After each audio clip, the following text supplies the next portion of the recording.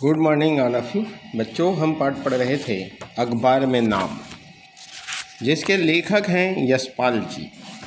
यशपाल जी आगे लिखते हैं कि वकील साहब एक स्टूल खींचकर गुरुदास के लोहे के पलंग के पास बैठ गए और समझाने लगे, देखो भाई, ड्राइवर बेचारे की कोई गलती नहीं थी।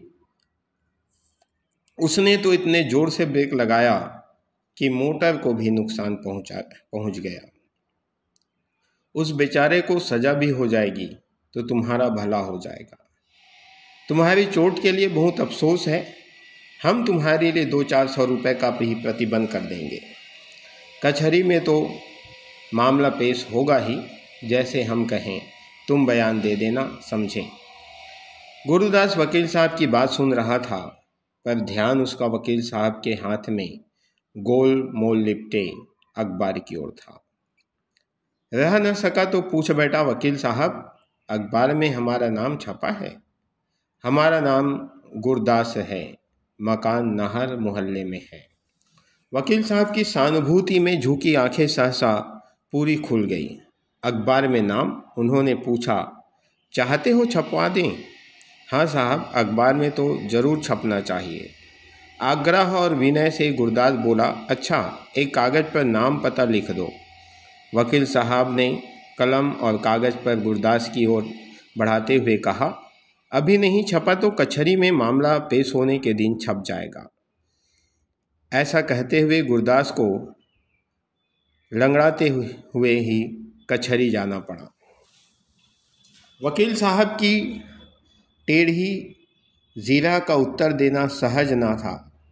आरंभ में ही उन्होंने पूछा, तुम अखबार में नाम छपवाना चाहते थे? गुरदास कहने लगा, जी हाँ साहब। तुम्हें उम्मीद थी कि मोटर के नीचे दब जाने वाले आदमी का नाम अखबार में छप जाएगा? वकील साहब ने फिर प्रश्न किया। गुरदास ने कहा, जी हाँ। कुछ झिझक कर उसने स्वीकार किया कि हाँ साहब। अगले दिन अखबार में छपा, मोटर दुर्घटना में आहत गुरदास को अदालत ने हर्जाना दिलाने से इनकार कर दिया। आहत के बयान से साबित हुआ कि ये अखबार में नाम छपाने के लिए ही वह जानबूझकर मोटर के सामने आ गया था। गुरदास ने अखबार से अपना मुंह ढांप लिया, किसी और को अपना मुंह कैसे दिखाता।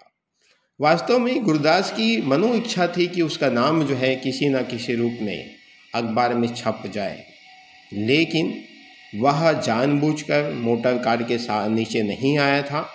लेकिन जब वकील साहब ने जो बात कही, समझाने का प्रयास किया, ढांढस बंधाने का प्रयास किया, उस समय गुरदास ने वकील साहब से पूछा कि अखबार में हमारा नाम छपा है क्या?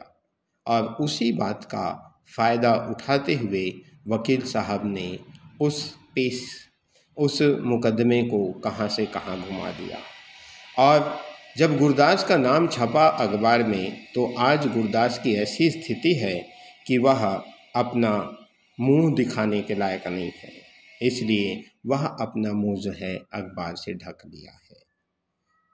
तो इस प्रकार से ये पाठ आपके समाप्त हुए। धन्यवाद।